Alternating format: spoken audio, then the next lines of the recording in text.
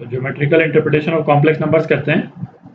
अच्छा, इस टॉपिक में और कोऑर्डिनेट ज्योमेट्री का जो चैप्टर है ना, उसमें काफ़ी सिमिलैरिटी है। इनफैक्ट यदि कॉम्प्लेक्सिटी देखा जाए तो इस वाले टॉपिक की कॉम्प्लेक्सिटी है ना, उसका एक सबसेट है बेसिकली। वहाँ तो हम है ना काफ़ी कुछ करते हैं। मैं तो ये सजेस्ट करूँगा कि इस टॉपिक को करने के पहले आप कोऑर्डिनेट ज्योमेट्री ख़त्म कर लें, ठीक है? तो इस टॉपिक को करने में आपको सहूलियत हो जाएगी।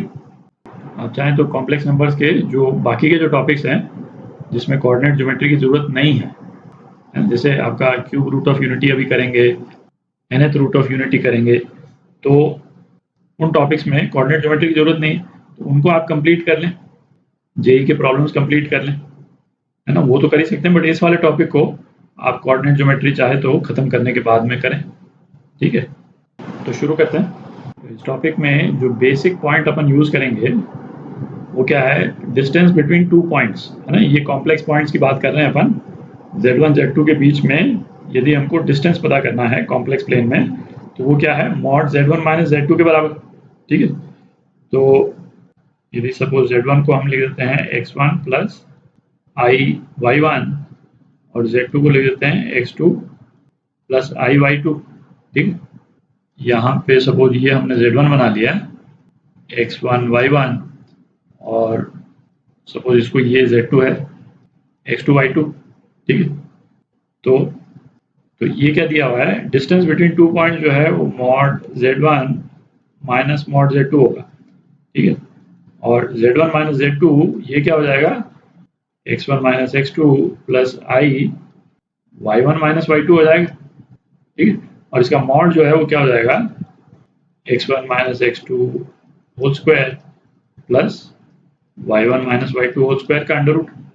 अच्छा, ये तो आप देख ही सकते हैं कि इन दोनों पॉइंट्स के बीच में डिस्टेंस ही दिया हुआ है। भाई इन दोनों के बीच में डिस्टेंस क्या होगा? यदि इस तरह से हम राइट एंगल ट्राइंगल बना दें और इसको a और b बोल दें, तो ये डिस्टेंस जो है वो क्या हो जाएगा? Under root a square plus b square ही हो जाएगा, ठीक है? और a क्या है? ये x2 है और ये x1 है, तो a आपका x1 माइनस x2 हो गया और b जो है वो कितना हो जाएगा? y1 माइनस y2, है ना? दिख ही रहा है। तो मॉड z1 माइनस z2 किसी भी दो कॉम्प्लेक्स पॉइंट्स के बीच में डिस्टेंस को शो करता है। और एक्चुअल डिस्टेंस हमको कैलकुलेट करना हो, इस तरह से हम कैलकुलेट कर सकते हैं, ठीक है? तो ये वाली जो इक्वेशन है, ये वाली इक्वेशन, इसको हम कहाँ यूज़ कर सकते हैं? इसको यूज़ करके हम कई कॉम्प्लेक्स नंबर्स के लोकस के शेप को इंटरप्रेट कर सकते हैं, ठीक है? Shape of locus. तो उसके एग्जांपल देखते हैं, है ना? उससे आपको क्लियर हो जाएगा। तो कुछ इक्वेशंस में जो कॉम्प्लेक्स नंबर हमको दिया हुआ है, वेरिएबल कॉम्प्लेक्स नंबर, उसका लोकस निकालते हैं, है ना? वेरिएबल कॉम्प्लेक्स नंबर कौन सा है? z है अपना, और ये z1 और z2 ये फिक्स पॉइंट्स हैं, ठीक है? तो इसमें क्या रखा है? जो वेरिएबल कॉम्प्लेक्स नंबर का जो डिस्टेंस है z1 से और z2 से, है ना, वो सेम है। ये मॉड में जो दे रखा है ये तो डिस्टेंस ही है, ये भी अभी अपन ने देखा, दो पॉइंट्स के बीच का डिस्टेंस। तो इसको यदि अपन विजुलाइज करें तो कुछ इस टाइप की सिचुएशन है कि सपोज z1 इसको बोल देते हैं, z2 इस पॉइंट को बोल देते हैं, ठीक है? अच्छा, इन दोनों पॉइंट्स को यदि अपन ज्वाइन कर दें तो कुछ इस टाइप से हो जाएगा, ठीक है? तो z की एक ऑब्वियस लोकेशन तो क्या हो गई? भाई इन दोनों पॉइंट्स का जो मिड पॉइंट है वो ऑब्वियस लोकेशन हो गई z की, ठीक है? डिस्टेंस जो है z minus z1 z minus z2 same हो गया।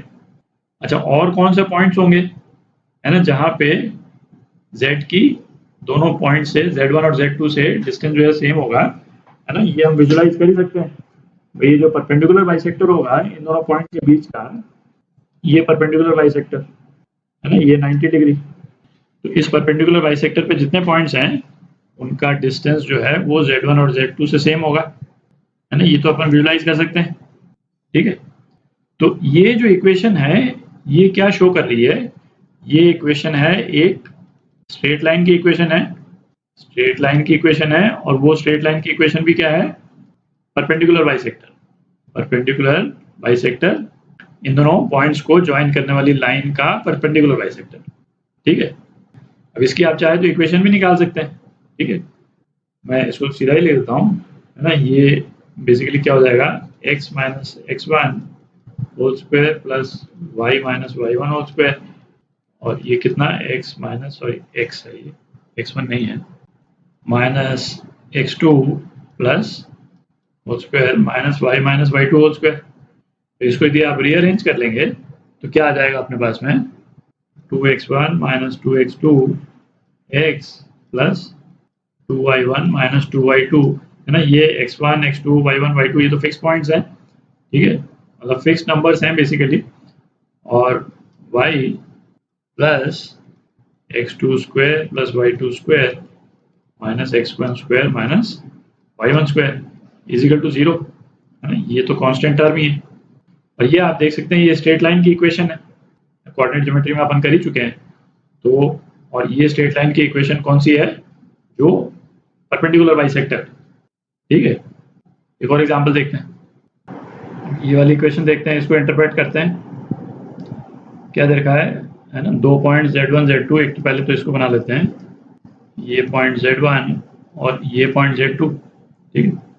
अच्छा, इन दोनों पॉइंट्स को अपन ज्वाइन भी कर देते हैं, ये ज्वाइन कर दिया। तो क्या दे रखा है, z माइनस z1 जो वेरिएबल पॉइंट है उसका z1 से डिस्टेंस प्लस जो वेरिएबल पॉइंट है उसका z2 से डिस्टेंस, वो किसके बराबर दे रखा है, मॉड z1 माइनस z2, मतलब z1 माइनस z2 के बीच का डिस्टेंस इसके बराबर दे रखा है, मॉड z1 माइनस z2, ठीक है। तो ये कब हो सकता है भाई, ये तो तभी हो सकता है, आप विजुलाइज कर सकते हैं कि भाई ये वाला जो पॉइंट है वो इन्हीं दोनों पॉइंट्स को जो लाइन कनेक्ट करती है उसके बीच में हो। सपोज इस पॉइंट को अपन यहाँ बना देते हैं z, तो ये डिस्टेंस जो है वो क्या हो गया, z माइनस z1 का मॉड, और ये डिस्टेंस क्या हो गया, z माइनस z2 का मॉड, ठीक है। और ये दोनों डिस्टेंसेस हमको किसके बराबर दे रखे हैं, z1 माइनस z2 के बराबर दे रखे हैं, ठीक है। कोई भी दूसरा पॉइंट भी ले लेंगे, है ना, तब भी यही सिचुएशन आएगी, ठीक है। तो ये इक्वेशन क्या है, equation of line joining the two points, यहाँ पे लिख देते हैं। तो इक्वेशन क्या हो गई, इन दोनों पॉइंट्स को ज्वाइन करने वाली लाइन की इक्वेशन हो गई। अच्छा, इस इक्वेशन को यदि आपको निकालना है तो जिस तरह से अपन ने ए की इक्वेशन निकाली थी, ए वाले केस में परपेंडिकुलर बाइसेक्टर की इक्वेशन निकाली थी, उसी तरह से निकाल सकते हैं, है ना। इसमें बेसिकली बट ये करना पड़ेगा इस वाले, क्योंकि इसमें भी एक x की टर्म आएगी, इसमें भी एक x की टर्म है, और x स्क्वायर की टर्म आपस में कैंसिल आउट होनी चाहिए, है ना, तभी हमारे पास स्ट्रेट लाइन की इक्वेशन आएगी। तो इसको इस तरफ ले जाना पड़ेगा, और इस तरफ ले जा करके फिर आप स्क्वायर करें, ठीक है। और z1 z2 की वैल्यूज यदि दे रखी हो तो ज़्यादा इजी है उसको करना, है ना, नहीं तो वेरिएबल्स काफ़ी ज़्यादा आ जाएंगे, ठीक है। पर करने का तरीका यही है, ठीक है, आप कर सकते हैं, है ना, सिंपल ही है। एक और केस देखते हैं। तो तीसरा केस क्या दिखा है कि वेरिएबल पॉइंट का किसी एक फिक्स्ड पॉइंट से जो डिस्टेंस है वो एक कांस्टेंट के बराबर है। तो ये तो आप विजुलाइज कर ही सकते हैं भाई, ये तो सर्कल की इक्वेशन हो जाएगी, ठीक है। कोई भी एक पॉइंट यदि अपन ले लें, पॉइंट z0, ठीक है, और कोई जो वेरिएबल पॉइंट है उसका डिस्टेंस इस z0 से a जो है वो कांस्टेंट रहे, तो इसका मतलब एक सर्कल बन जाएगा। इस टाइप से सर्कल बना लेते हैं, इस वेरिएबल पॉइंट का लोकस जो है इस तरह सर्कल बन जाएगा, है ना। एक यदि अपन कोई केस ले लें, z0 जो है वो, है ना, जिस तरह से यहाँ शो कर रखा है अप्रॉक्सीमेटली, सपोज 1 प्लस 2i है ना, और a की वैल्यू सपोज 4 है, ठीक है। तो सर्कल की इक्वेशन क्या हो जाएगी, x minus 1 whole square plus y minus 2 whole square is equal to 4 square, ठीक है। तो सर्कल का सेंटर जो है 1 और 2 हो जाएगा, z0 जैसा जिस तरह से दे रखा है, और उसका रेडियस जो है वो क्या हो गया, 4 हो गया। तो ये जो a जो दे रखा है ना, वो रेडियस है बेसिकली सर्कल का, है ना, और यहाँ पे अपने को दिख भी रहा। एक और एग्जांपल देखते हैं। तो अपन ने इक्वेशन ऑफ सर्कल देख ली, है ना। अब एक और एग्जांपल देखते हैं। अच्छा, नेक्स्ट एग्जांपल देखने के पहले ना एक चीज़ मैं मेंशन कर दूं कि जैसे अभी तक अपन ने जो इक्वेशंस देखी उसमें जितने भी टर्म्स थे, है ना, वो सारे रियल नंबर्स थे, है ना, क्योंकि मॉड के फॉर्म में एक्सप्रेस्ड है। और हमारे पास में जो इक्वेशंस आई थी वो x और y के फॉर्म में एक्सप्रेस थी, जिस तरह से हम कोऑर्डिनेट ज्योमेट्री में करते हैं। और इन सेम इक्वेशंस को हम जो कॉम्प्लेक्स वेरिएबल कौन सा है अपना z है ना, कॉम्प्लेक्स वेरिएबल के फॉर्म में भी एक्सप्रेस कर सकते हैं, है ना। कुछ वीडियोस के बाद में वो भी करेंगे अपन। ये इक्वेशन कॉम्प्लेक्स वेरिएबल के फॉर्म में एक्सप्रेस्ड है, पर एक मॉड के अंदर है, और मॉड में डालने से क्या होता है कि वो बेसिकली रियल नंबर बन जाता है, ठीक है, डिस्टेंस के फॉर्म में आ रहा है वो। तो कुछ वीडियोस के बाद में अपन, है ना, इन इक्वेशंस को जो कॉम्प्लेक्स वेरिएबल अपना z है ना उसके फॉर्म में भी एक्सप्रेस करेंगे, क्योंकि हमको पहचानना आना चाहिए कि जो इक्वेशन एक्सप्रेस्ड है वो किसकी इक्वेशन है, स्ट्रेट लाइन है, सर्कल है, क्या है, ठीक है। पर अभी हम कॉन्सेप्चुअली देख रहे हैं कि डिस्टेंस फार्मूला को यूज करके, है ना, अलग अलग इक्वेशंस यदि हम लिखते हैं तो उनका ज्योमेट्रिकल इंटरप्रिटेशन क्या होता है, ठीक है। तो अब ये डी वाली जो इक्वेशन है उसको देखते हैं। तो इस इक्वेशन में क्या दे रखा है कि जो z है ना, जो वेरिएबल कॉम्प्लेक्स नंबर है z, उसका डिस्टेंस यदि 2 पॉइंट से कैलकुलेट करके हम उन डिस्टेंसेस को यदि ऐड कर देते हैं, ठीक है, तो एक कांस्टेंट आ रहा है। तो ये सिचुएशन जो है वो किस केस में होती है? तो ये सिचुएशन एक एलिप्स के केस में होती है ना। ये पहला पॉइंट z1 और दूसरा पॉइंट z2, और वेरिएबल पॉइंट सपोज p है, तो pz1 मतलब ये डिस्टेंस की अपन बात कर रहे हैं, plus pz2 is equal to, यदि कांस्टेंट है तो p का लोकस क्या होगा, एक एलिप्स हो जाएगा, ठीक है। कुछ इस टाइप से बन जाएगा एलिप्स, जहाँ पे p का डिस्टेंस z1 से प्लस p का डिस्टेंस z2 से, है ना, वो एक कांस्टेंट होगा। तो ये इक्वेशन क्या हो गई, ये एक एलिप्स की इक्वेशन है। और इलिप्स के केस में z1 z2 ये क्या हो जाएंगे, z1 z2 जो है वो जो दो फोकस होते हैं इलिप्स के, फोकस ऑफ एलिप्स है ना, ये हो जाएंगे। ये वाला केस देखते हैं, है ना, 2 पॉइंट से जो हमारा वेरिएबल पॉइंट है उसका डिस्टेंस का डिफरेंस वो एक कांस्टेंट के बराबर है ना। और ये केस कब होता है, हाइपरबोला के केस में होता है, ये हमको मालूम है ना। और z1 z2 ये क्या हो जाएंगे, दो फोकस हो जाएंगे हाइपरबोला के। मतलब सपोज एक्स एक्सिस, ये जो रियल एक्सिस है, इसी पे हम z1 z2 बना दें सपोज, तो हाइपरबोला की इक्वेशन जो है, हाइपरबोला का जो फॉर्म है वो क्या हो जाएगा, कुछ इस टाइप का होता है ना। कोऑर्डिनेट ज्योमेट्री में तो हम ये चीज़ डिटेल में देख चुके हैं, इसीलिए दोबारा नहीं कर रहे हैं, है ना। ये हाइपरबोला का फॉर्म हो गया।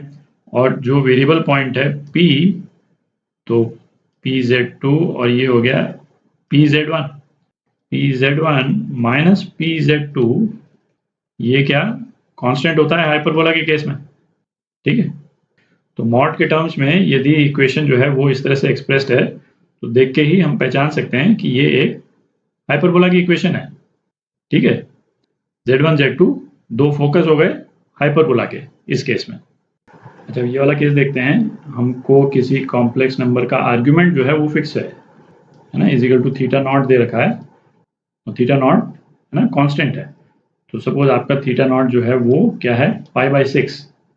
तो ये कॉम्प्लेक्स नंबर का जो लोकस है वो क्या हो जाएगा, ओरिजिन से एक रे, है ना, इसको हम रे बोलते हैं, इसको लाइन नहीं बोल रहे हैं।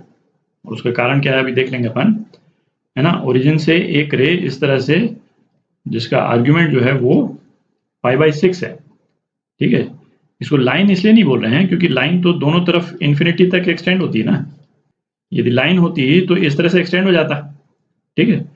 पर इस वाले पोर्शन में जो पॉइंट्स हैं, इनफैक्ट मैं इसको येलो में बना देता हूँ, इस वाले पोर्शन के जो पॉइंट्स हैं उनका आर्ग्यूमेंट जो है वो क्या हो जाएगा, फिर उनका आर्ग्यूमेंट तो ये हो जाएगा ना। और ये आर्ग्यूमेंट कितना हो गया, माइनस ऑफ ये π/6 है चूंकि, है ना, माइनस ऑफ पाई माइनस π/6, ठीक है, जो कि π/6 के बराबर नहीं। कॉम्प्लेक्स नंबर के लोकस में वही पॉइंट्स आएंगे जो कि उस रे पे पड़ते हैं जो ओरिजिन से π/6 का एंगल बना रही है ना, पॉजिटिव π/6 का एंगल बना रही है, ठीक है। तो अब कुछ एग्जांपल्स करते हैं।